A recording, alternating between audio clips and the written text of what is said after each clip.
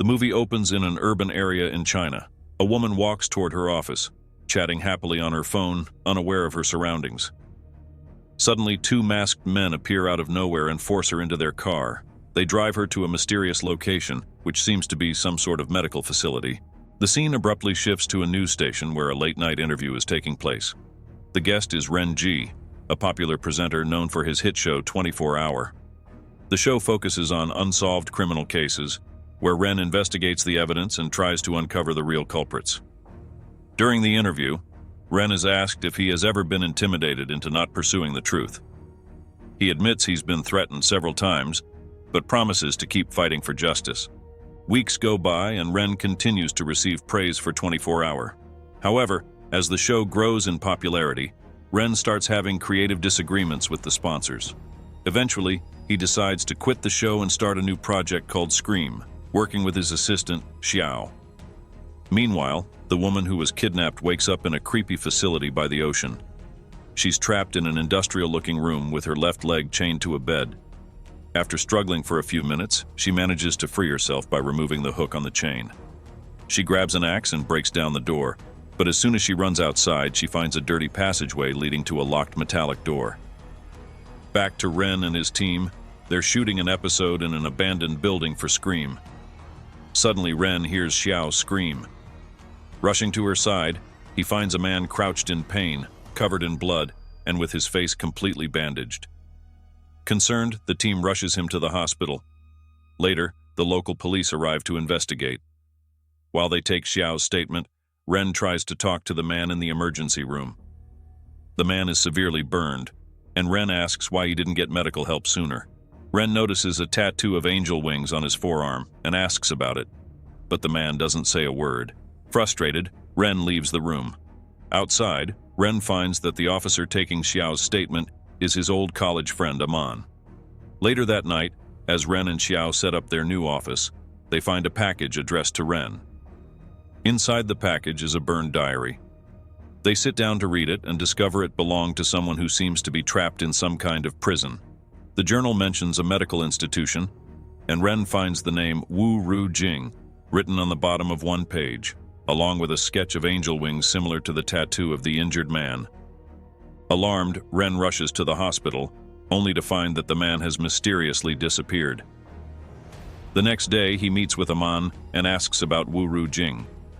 Aman reveals that Wu is the daughter of a wealthy businessman, Li Xin. After a divorce, Li remarried a man named Mali, who became the director of Xin Industries. Wu studied arts in America for 3 years, and when she returned to China due to her mother's declining health, strange events started happening. Her mother passed away, and then Mali was found dead in his home. On the day of Mali's death, Wu showed up at the police station, gravely injured, claiming she had been kidnapped and kept in a mental institution named Riverside Private Rehabilitation Center. The place caught fire, killing everyone except her. Wu was arrested on suspicion of her stepfather's murder, but with no evidence, she was placed in a nursing home. A few days later, Ren visits Wu at the nursing home. She's still traumatized by her past, and Ren doesn't want to force her to talk. He leaves her a business card, asking her to contact him when she feels ready. In the meantime, Ren digs into Wu's background. He learns about her family life and the strange events surrounding her mother's death and stepfather's murder. He also discovers that Wu had been abducted and held in the Riverside Rehabilitation Center. Ren arranges another meeting with Wu, this time in an interrogation room. He shows her the diary and asks if she killed her stepfather. Wu immediately denies it, but Ren believes she's hiding something. He promises to share her story with the public, giving her a chance to clear her name. Finally, Wu agrees to speak up. The story then returns to the first scene, revealing that the woman who was kidnapped was Wu Ru Jing herself. The masked men take her to the Riverside Private Rehabilitation Center, which looks run down from the outside. They gag and tie her to a wheelchair before escorting her to the center's director, Victor, a sadistic doctor who enjoys torturing his patients. He tells Wu that they'll take care of her and that she just needs to take her medication to be released as soon as possible. A nurse named Len, who has the same angel wing tattoo on his forearm, brings Wu her daily medication. When she refuses to take the pills, he starts writing in her medical report. Wu desperately grabs his arm and begs him to call someone from her family. She insists that she's not insane and that someone will come to help her. She quickly snatches his pen and writes a number on his report, but Len takes it back before she can finish. He tells her that no patient is allowed to keep sharp objects, as it's a safety measure to prevent harm. It's revealed that the Riverside Rehabilitation Center isn't a mental institution at all, but an underground jail where wealthy people pay to have their enemies abducted and eliminated, all under the guise of treating mental illness. The center's director, Victor, tortures his patients and sells their organs on the black market. One day, a patient named Lulu tells Wu that she was sent there by her husband just because she couldn't have children. She claims that only one twisted person can help her escape. But when Wu asks who that is, Lulu starts rambling about eating ice cream with earthworms, like something Timon and Pumbaa would enjoy. Back in the present day, Ren ends his first interview with Wu and plans to cross-check the details she mentioned. He and his assistant discover that Victor, the director of Riverside, was business partners with Wu's stepfather, Molly. Ren realizes that Molly must have sent his daughter to the center for some unknown reason. The next day, Ren conducts another interview with Wu.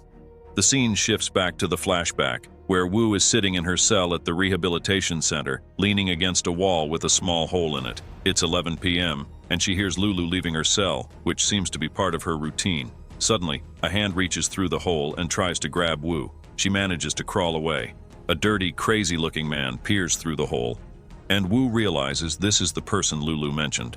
Frightened but desperate, she approaches the hole and taps on it as loudly as she can. She asks the man to help her escape, and though he's disgusting, he tells her to meet him in the bathroom the next day. The next day, Wu sneaks away from the checkup line when the guards aren't looking and heads to the bathroom, where the man is waiting. She immediately asks him how to escape, and he tells her there's a large pipe in the director's office that leads out of the center. There are 2 doors she'll need to pass through to get to the pipes. He also gives her the password for the first gate leading into the office. But before she can ask about the second door, he starts sniffing her in a creepy way.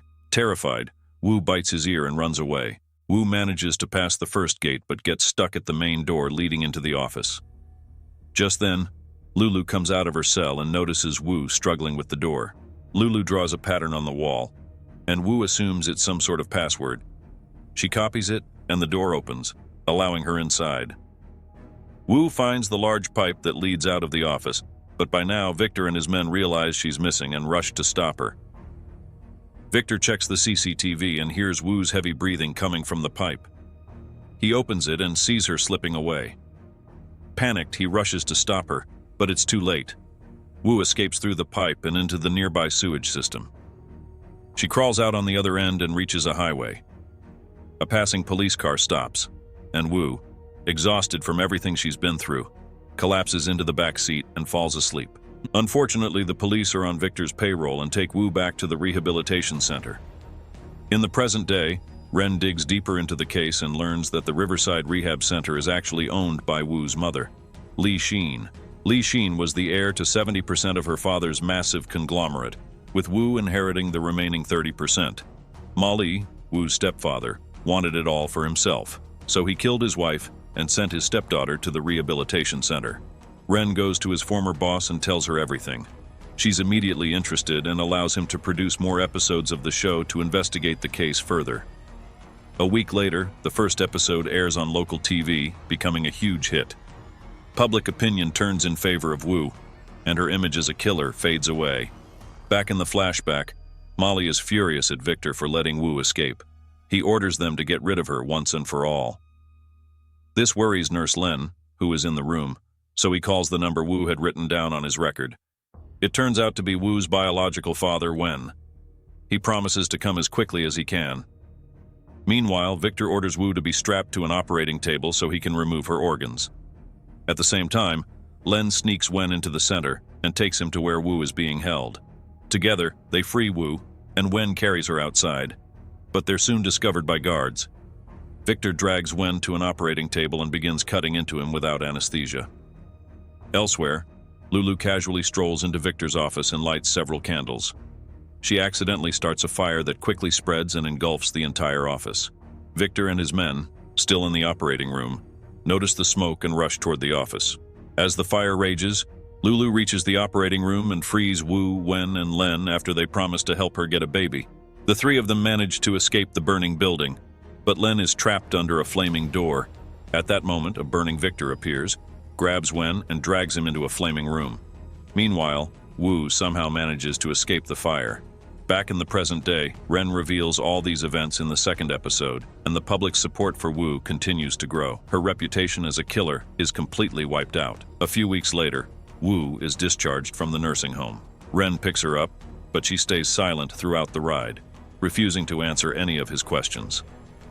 They arrive at her home, and before Wu enters, she turns around, hands Ren a pen, and says, "At the rehabilitation center, we weren't allowed to use sharp objects like this."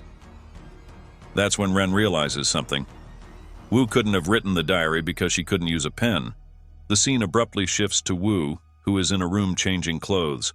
When she takes off her top, a large scar is visible on her abdomen. A montage reveals the real truth. It was actually Li Xin who was kept at the center and who wrote the diary. Wu had tried to rescue her mother when Len called her, but she was caught. Victor operated on her before the fire broke out. Wu, her mother, and Len escaped the operating room, but Li Xin was killed by falling rubble. Len, who had grabbed Li Xin's diary, managed to escape but was severely burned. Later, he saw Ren and his team shooting an episode in an abandoned house. Len snuck the diary into their prop box. On the other hand, Wu barely escaped the burning rehab center and dragged herself home, where she found her stepfather, Molly, casually drinking, thinking both his wife and daughter had died. As the credits roll, it's revealed that Wu took her father's revolver out of a cabinet and shot him dead.